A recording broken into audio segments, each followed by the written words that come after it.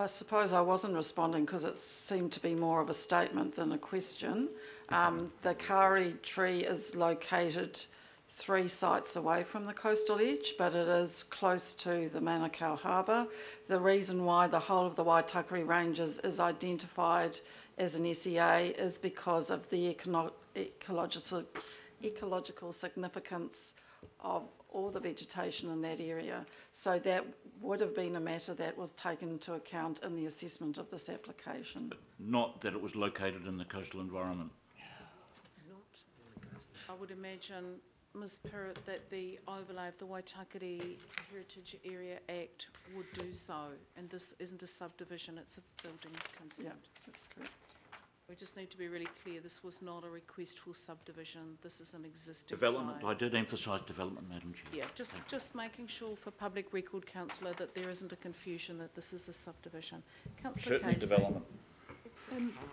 I'll start by saying how surprised I am with the statement due process was followed, and then I'll ask my questions, because it's those 2 questions that allow me to believe that it couldn't possibly have been followed, but I'll reserve judgment until I get the answers. First relates to it began at the Parks Committee when we heard about how iwi were consulted, and I haven't heard anything from anybody today that alleviates my concerns about the letter from the developer to iwi that didn't mention a notable kauri. So how did any of the recommendations that you've put forward today fix that? I'm looking at our page 61, which is an example of the letter from the applicant to iwi. Madam Chair, I think the issue here is, yes, there were improvements that could be made in the process, we've acknowledged that, but the question that we were asked is, at the end of the day, would that have made a difference in terms of due process? And our view was that the process nevertheless still meant that the Commissioner, when they made their decisions, were fully aware of those concerns around a kauri tree. And although the local board or iwi might have liked to have been better informed and better able to comment, nevertheless the concern was considered. There's no doubt about that. And in the end, it really was a balancing, as I said during my presentation, about on the one hand, a presumption which allows a house development in a bush living zone, and on the other hand, the need to protect significant indigenous vegetation. And so the Independent Commissioner weighed those 2 things up and concluded that the proposal should be granted consent. Thanks, Roger. I just want to stick with the letter to iwi, though. Yep. How many of these letters were sent? There were 7 and 5 replies. 5 replies. Do you think it would have made a difference if the letter from the applicant had stated the words notable or large kauri removal, as opposed to vegetation?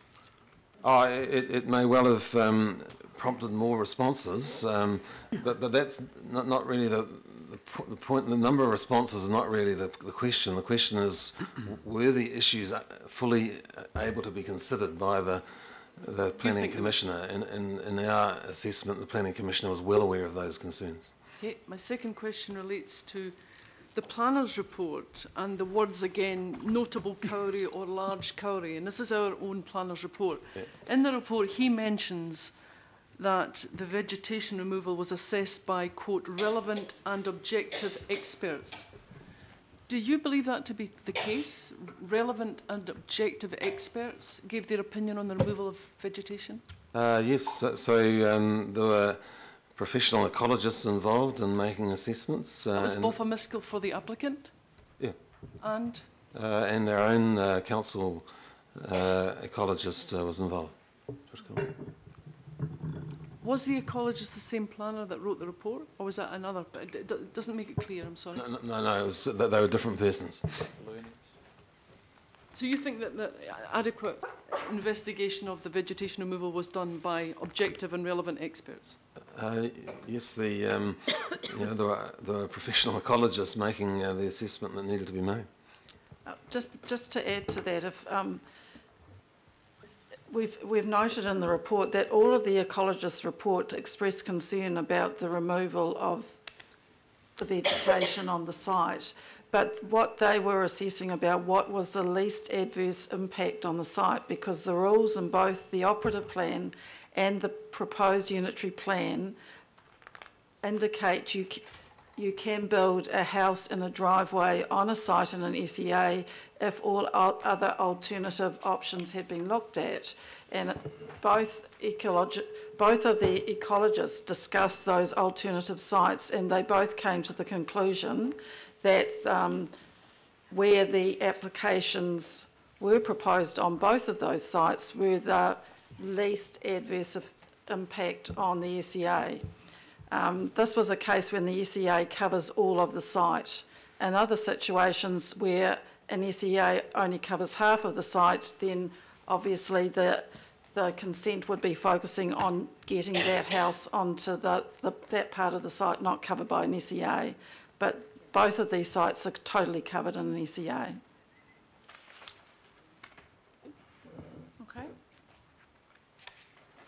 Councillor Walker? Yeah, got a few questions, and essentially most of them go to process. You've identified that it's desirable to have more information communicated to local boards about the nature of a proposal. Would it also be helpful to log that information in some form of database? I would have assumed we had something like that in the consenting process, but maybe we don't. So we can track the tree loss within an area such as the Waitakere Ranges, and that particularly goes to the concern about cumulative effects and our responsibility under the Act and the Waitakere Ranges Heritage Act. So that's probably a question for Dean Kimpton in terms of what resource consents do in terms of a database that tracks cumulative impact. I mean, it may be that we don't and we can't, but it would be useful to know if we could. I'd prefer to come back to you on that one, because I mean, I understand the question. I don't know what we do, and I don't know how effective it would be, or how significant an exercise it would be either. So I'll come back to you, Councillor Walker. And I think, Councillor Walker, we can pick it up when we have the report back, which I think is due. We have our regular Waitakere Ranges area report that comes back to us, and it would be good then to have a look at, you know, do we report numbers of trees, do we report the address of the tree that was, or do we look at the coverage and change of bush and bush cover? Sure. So let's pick that up during that process. And I guess my concern is that I've raised this issue on a number of occasions over the years now, suggested that we're obviously capturing the information digitally. Can we just go the next step so that we can accumulate it? So I'll leave that at that. The other question that goes to process and goes to access on the part of the local board, is it possible for the local board or the officers in the local board to have access to the drill down information around the application, so that given that something has been brought to their attention, they can look at it more closely? Well, so what we're recommending is that the reports that go out to local boards are clearer and more explicit about what the impacts are, which then gives the information the local board needs to be able to respond to that. So I think there's, you know, there's a limit to the amount of detail that can be sent around in these things. I think it needs to be at the right level, which gives the local board the information it needs to make a judgment as to what it needs to raise with the Resource Consents Department. Okay, I guess my question is... Sorry, can you just add to that? Where an application is one of the trigger applications, the local board does get the application sent to them. One of the challenges that we've acknowledged, and it is an operational thing that resource consents will pick up, is that because of the usual time frame of 20 working days, local boards get advised of consents day 3 after lodgement. And at that time, the resource consent team are still checking all of the information that is received in an application, and so they might request further information that then we need to make sure that further information gets out to the local boards. So that's part of the operational improvements that Dean's team's looking at. But where application is one of the trigger applications, they do get more information, the information around the resource consent. Obviously, that can be quite a lot of information to work through, and I think that was a valid concern that the local boards have raised, is that they need to have the opportunity to work through that. So we just need to look at the response times within which they need to get back.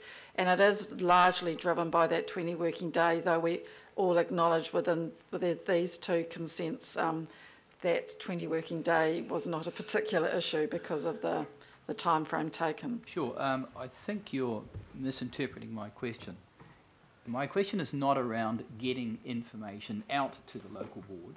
It's about the local board having access, because obviously the information is coming in. I'm assuming it's being captured digitally. My understanding is that's the way we work. So people are processing applications online and the like. So the information's sitting there. It's just a matter of the local board being able to have access to it. There may be a trigger point, and obviously it's desirable to have that flagged to the local board, but access, transparency, that's my concern. And I don't necessarily need that response now, but I would like to have it, and I think we need to have it at a later point, because we, that is the governing body, and our processes sit alongside the local Councillor, board. yep, it's been, Dean's just said to me he's clear. Noted it, and we'll take that feedback on board. Okay. Thanks.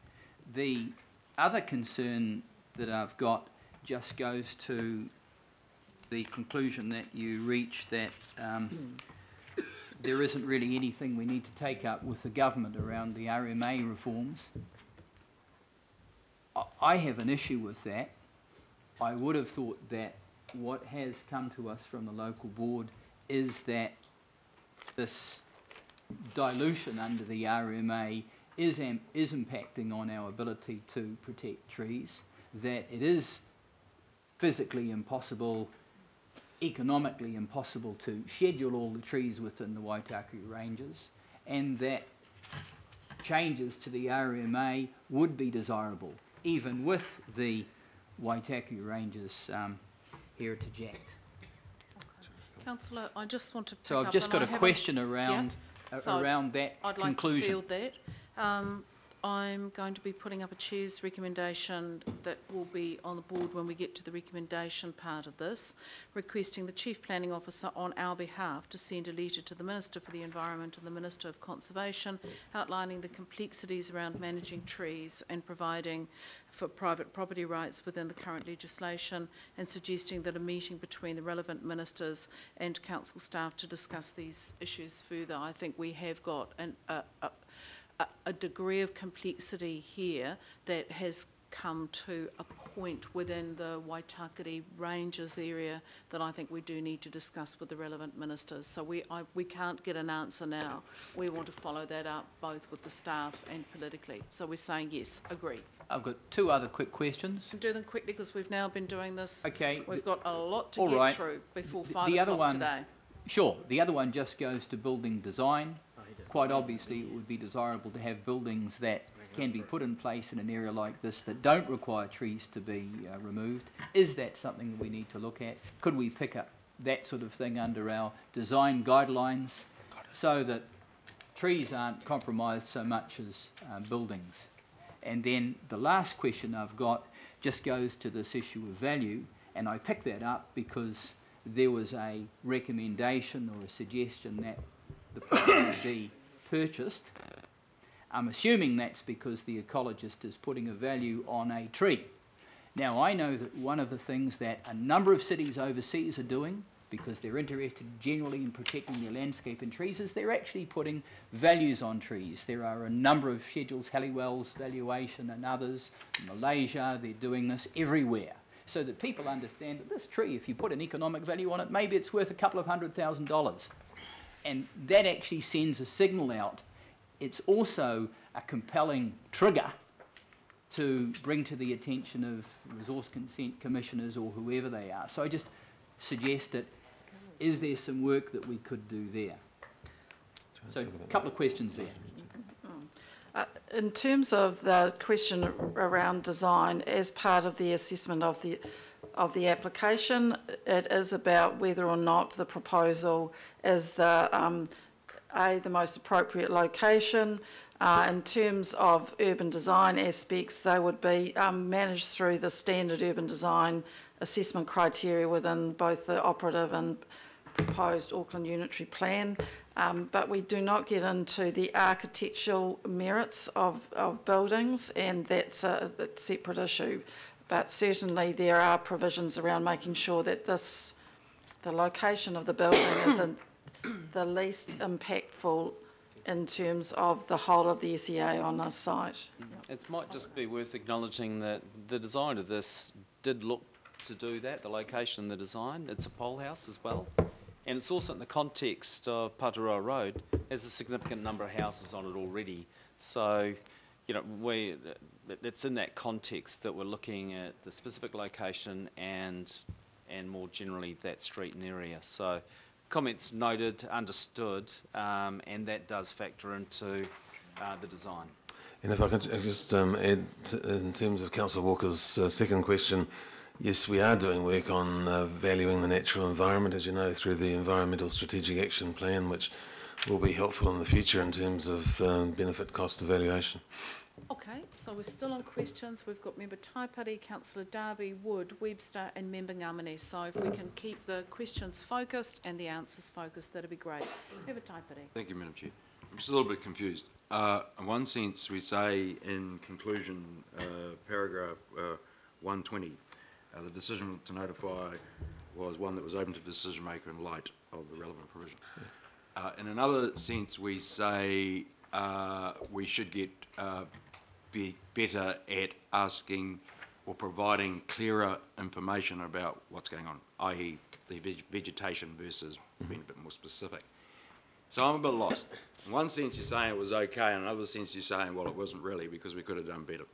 So my thing is this, is that surely the Commissioner is required to take on board, because consultation is required under the Act.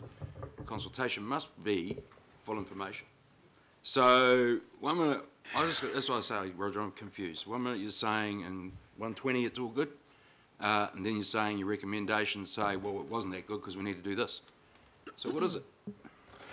Madam Chair, the point we were saying was that the information that was provided to local boards and iwi could have been clearer and more specific about what the impacts of the proposal were, and it's probable that that would have had an effect in terms of local boards and iwi being better able to submit their comments.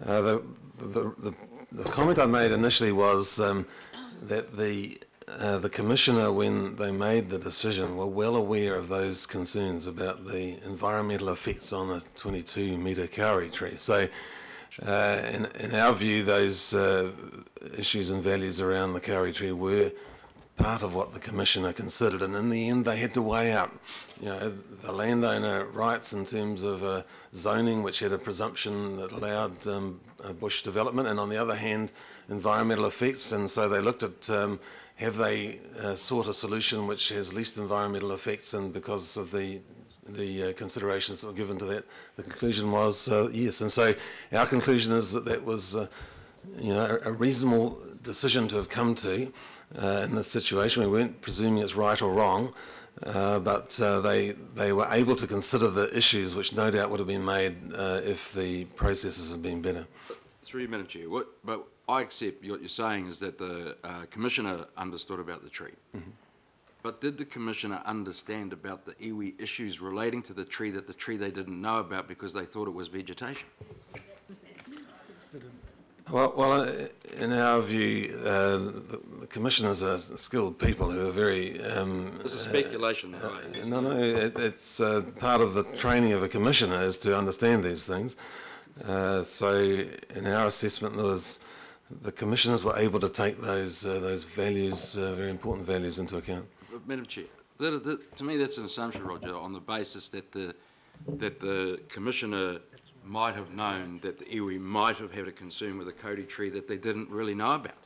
I can't work that out, Roger. I can't understand how you get to that point I think without we, well, yeah, it's relevant, Madam Chair. No, I understand, Member Taipiri, but I think we are becoming somewhat circular. No, because this is no, about the I'd information. Like just hold, it is for information, and you've both had two cracks at this. The reality is here, I understand totally the point that you're making. However, we need to be really clear what we're doing. We asked for this report to be done to review the process and look at lessons learned and how can we improve this going forward. This is not a judicial review no, Madam of the Chair, consent. but you haven't let me if I finish. can just finish, this is not a judicial review of the consent. Therefore, it's conjecture on both sides to say, would we have had a different outcome if iwi had had a different response to a different letter? The point that's being made and has been made clearly is, number one, we think we could have done better and we could have had better communication with iwi. We have a way that that will be redressed. Would that have made a difference to the outcome? That is now in the role of conjecture, and you'd need a full judicial review to relook at that to do so. Madam Chair, you need to let me finish. You need to let me finish, though. I will. No, you haven't let me finish. Because my question is this, is what is the criteria that's going to be applied in the future to determine whether that adequate information has been passed on?